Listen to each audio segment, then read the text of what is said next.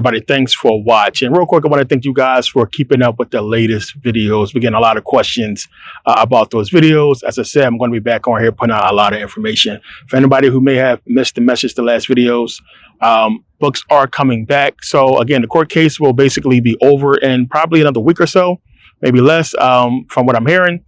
And the ruling will be in my favor. So I'll be able to make sure everybody who ordered the book, who is still left, gets their books. There's probably about 70, 80 people that's left that's going to actually get books. So make sure you guys send me an email if you're waiting for a book or been waiting for a book.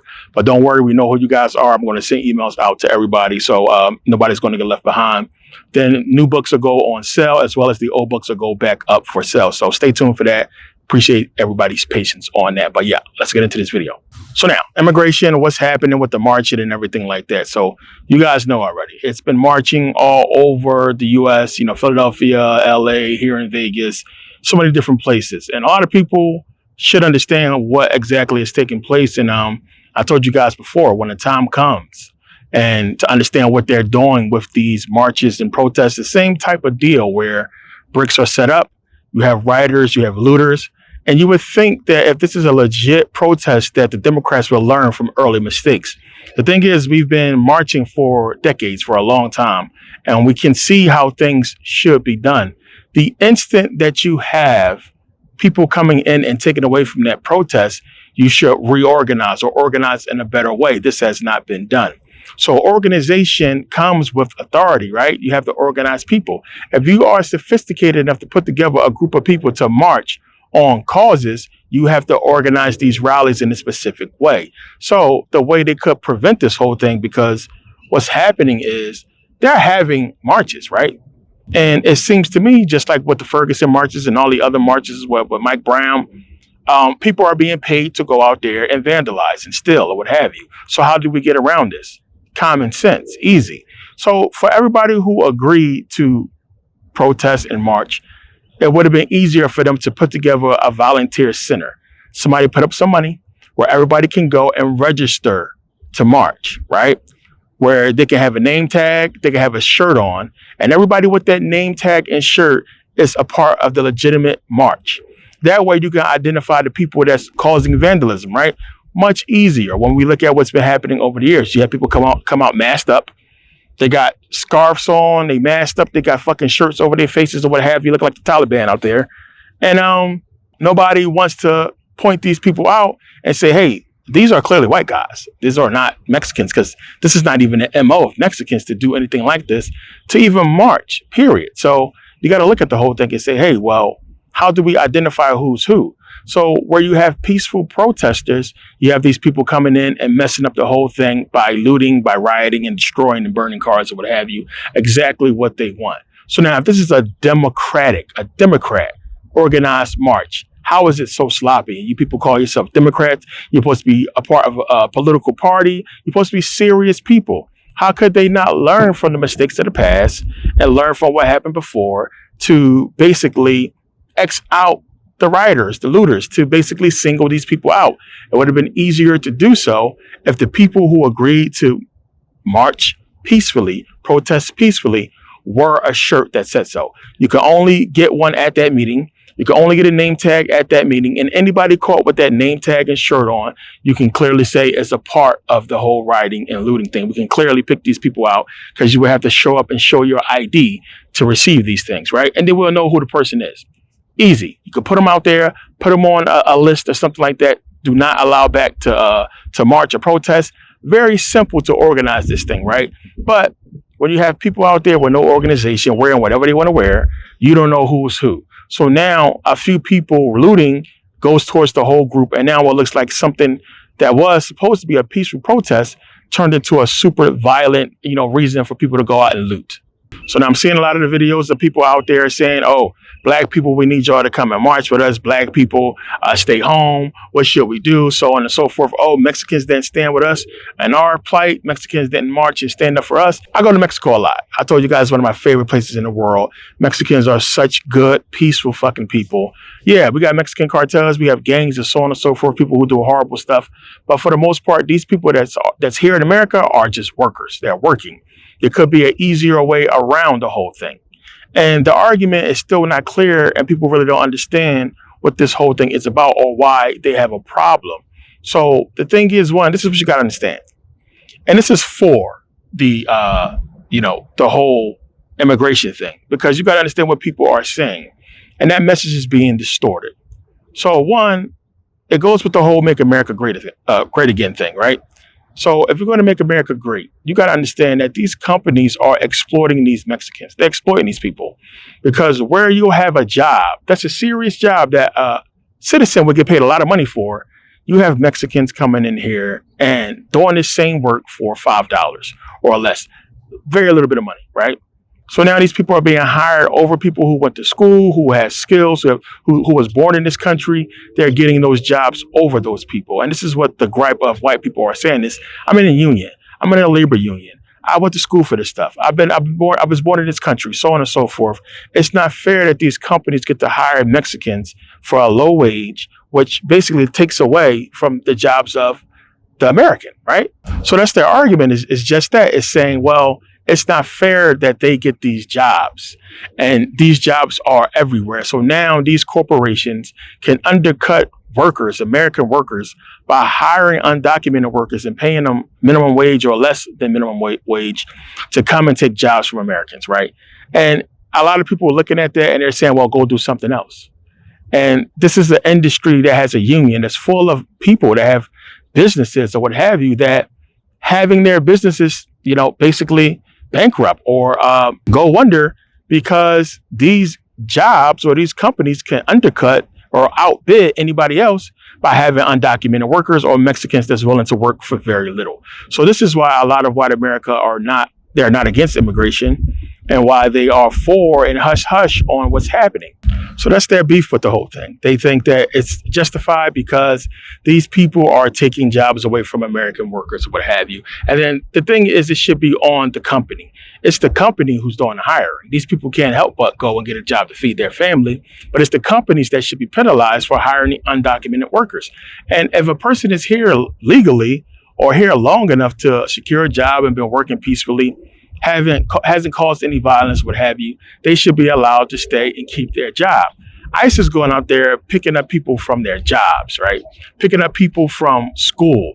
What's happening is the grace period that these people have to get their immigration status straightened out, when these people go into court, when they go in to straighten that whole thing out or extend it during the grace period, they're coming and detaining these people and they're holding them, right? And these people are coming out of court thinking everything is going to be cool, thinking they're going to get things straightened out, thinking they still have that grace period, and they're being detained by ICE, right?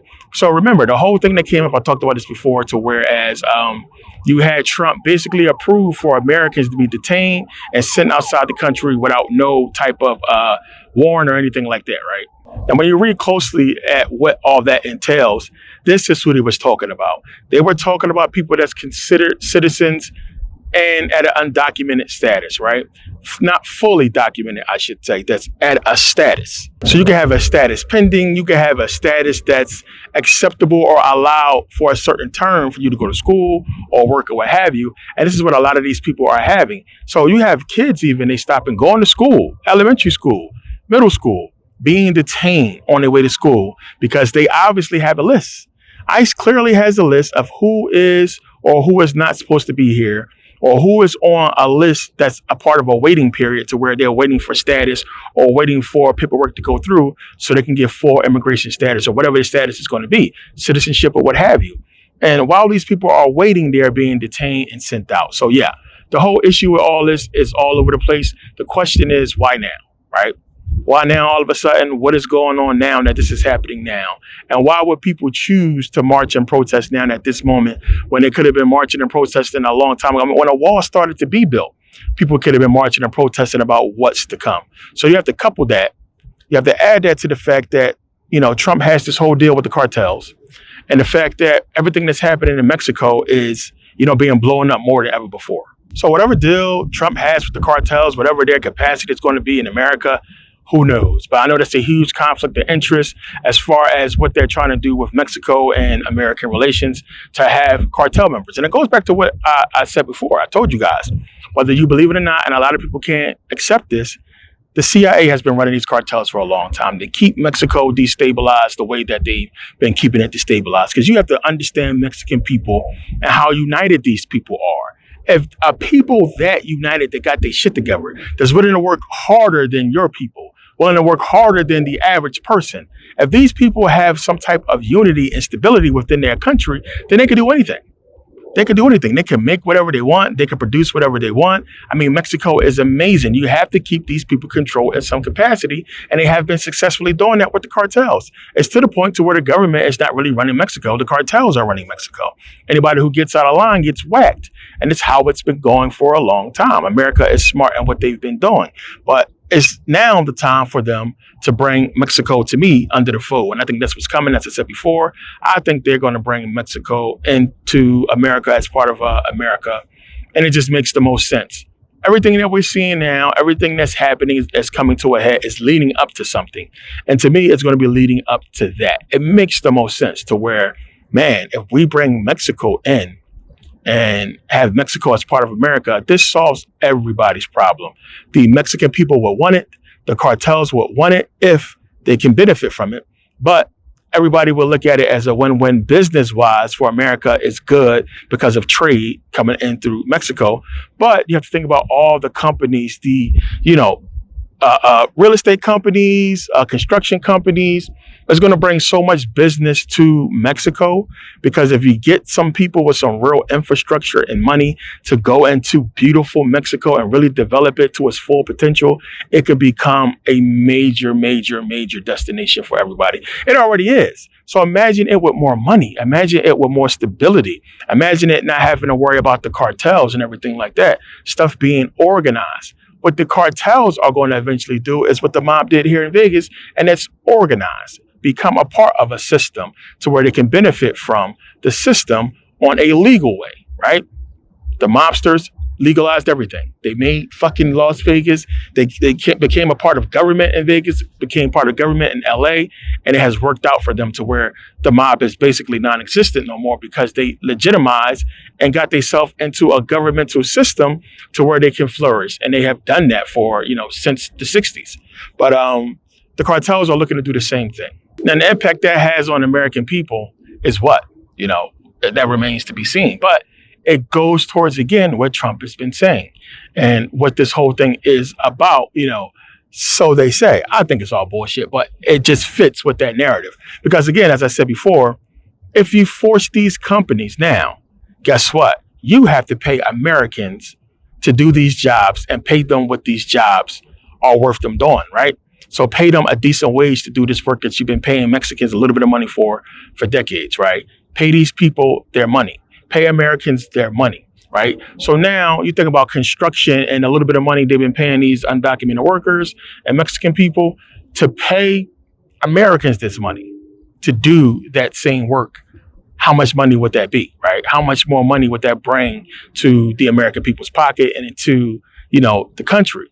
And this is what they're saying. To me, there's jobs that people just won't do. The farmers are looking fucked up right now. Yeah, people do those jobs, but you got to pay them so much money to where they're going to raise prices on things. Is it fair to the Mexicans still at the same time that they get paid so little to do such hard labor? No. And that capacity is a kind of a good thing for them if something changes and they can benefit from it. But the only way I can see them benefiting from it is if that change happens, if Mexico is brought into America, and then now these people can come into the country legally, because it'll basically be America. They can basically come and work here on this side and not have to deal with the documentation and being documented workers or, borders, customs, what have you. That would benefit them. So the stress that everybody is dealing with this whole process could be done away with if Mexico is brought into the United States as another state. Again, the whole system is crooked. As I said, it's shady. Everything that businessmen or, doctors, lawyers, everybody in our business professions in America have some type of crooked shit with them, right? It's everywhere. Like, this is the most crooked country I've ever seen in my life, I've ever been in. And I was born here, right? And me traveling, see, if you don't travel, if you don't live in different systems in different countries, you're not going to see how fucked up America is. You're going to keep believing the bullshit. And I'm really starting to see just how far behind we really are, which is a red flag for me with everything. It's one of the reasons why I'm getting out of this country. But it's a big red flag. Like, I just renewed my passport not too long ago, right? And we're just now getting the little hard. But I got my passport about 10 years ago. We had the little thin swipe, right? So, you know, the part of the passport with your photo, it was thin before, right? I mean, real thin, really thin, right? You had to swipe that thing. But you look at the new passports, now it's a hard plastic. Let me tell you, when I was in Sweden, when I first went to Sweden long ago, almost 20 years now, when I first went to Sweden, they already had it.